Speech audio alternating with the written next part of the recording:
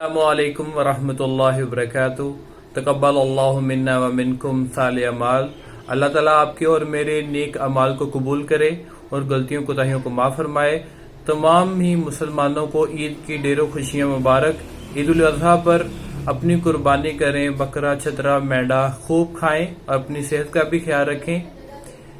ईद का असल मकसद सिर्फ और सिर्फ कुर्बानी पर छतरा वगैरह को छुरी चलाना नहीं, लेकिन अल्लाह की खातर अपनी ख्वाहिशात को कुर्बान करना भी है। इसलिए तमाम अहबाब गरीबों का ख्याल रखें।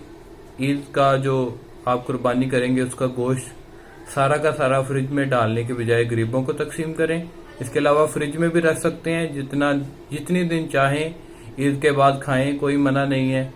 10 दिन, 20 दिन, 30 दिन, 40 दिन, 50 दिन।